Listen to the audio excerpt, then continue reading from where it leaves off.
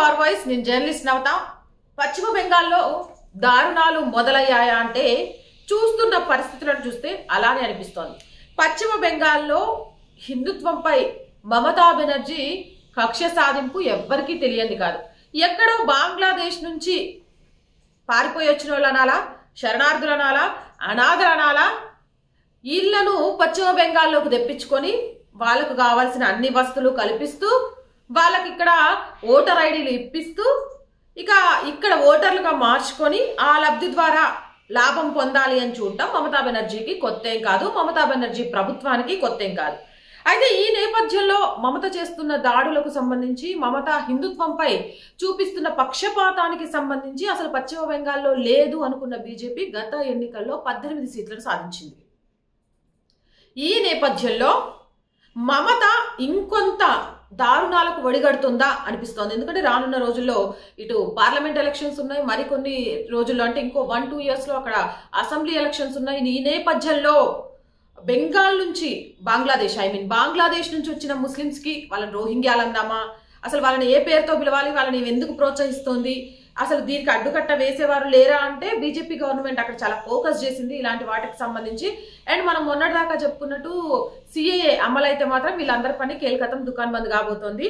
అయితే ఈ అక్రమ చొరబాటుదారులను ప్రోత్సహిస్తూ వస్తున్న మమత అక్కడ పరిస్థితి ఎలా తయారైందంటే ఒక భజనలు చేసుకోవడానికి లేదు, ఒక పూజలు చేసుకోవడానికి లేదు, ఏవైనా ఉత్సవాలు హిందువులకు సంబంధించి అయితే ఒక మైక్ సెట్ పెట్టుకోవడానికి లేదు. వీటన్నిటి మీద ఆంక్షలు నడుస్తూనే ఉన్నాయి.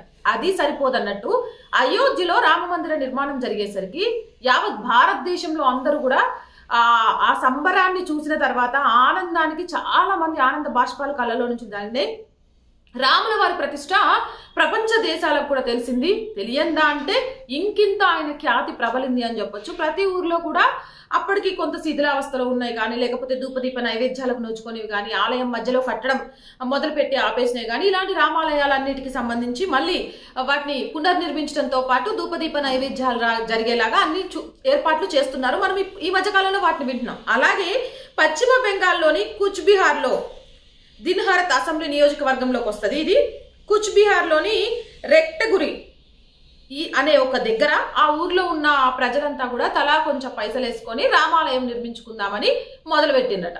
ఇక అక్కడ బంగ్లాదేశ్ నుంచి అక్రమంగా వచ్చిన ముస్లిమ్స్ ఎవరైతే ఉంటారో వాళ్ళు ఆలయానికి సంబంధించి ఇటుకలు రాళ్ళు అన్ని కూల్చేస్తున్నా కూడా అక్కడి ప్రభుత్వం నిమ్మకు నీరెత్తినట్టు చూస్తూ ఊరుకుందట. అయోధ్యలోనే నిర్మాణానికి సంబంధించి, బాబ్రీ కట్టడానికి సంబంధించి ఆధారాలతో చూపించి కూల్చి అంగరంగ వైభవంగా రామ్లల్లా విగ్రహ ప్రతిష్ఠ చేసుకున్నా కూడా ఈ రోజుకి పశ్చిమ బెంగాల్లో ఒక రామాలయాన్ని నిర్మించాలి అంటే ఈ కుహానాలకు భయపడే పరిస్థితి వచ్చింది. అయినా కూడా మమతా ప్రభుత్వం నోరెత్తకుండా, నోరు మెదపకుండా ఉంది అని అంటే అసలు ఈ ధర్మం అంటేనే ఆమెకు నమ్మకం లేదనే విషయం తెలిసినా ఈ ధర్మాన్ని కూల్చడమే ఆమె లక్ష్యమా అన్నట్టుగా ఆమె ప్రవర్తన కనిపిస్తోంది అంటూ సోషల్ మీడియాలో అయితే వార్తలు హల్చల్ చేస్తున్నాయి. అసలు ఈ మమత హిందూ ధర్మం మీద చేస్తున్న దాష్టికానికి సంబంధించిన దరిద్రం ఎప్పుడు పోతుందా అని అక్కడ ఉన్న హిందువులు ఎదురు చూస్తున్నట్టుగా కూడా తెలుస్తోంది. మరి మీరేమంటారు? అలాంటి వాళ్ళ మీద ఎందుకు యాక్షన్ తీసుకోవట్లేదు అనుకుంటున్నారు అనేది కింద కామెంట్ సెక్షన్ లో తెలియజేయండి. ఇలాంటి మోర్ వీడియోస్ కోసం మన ఛానల్ వెంటనే సబ్స్క్రైబ్ చేసుకోండి. ఈ వీడియో నచ్చినట్లయితే లైక్ చేయండి, షేర్ చేయండి.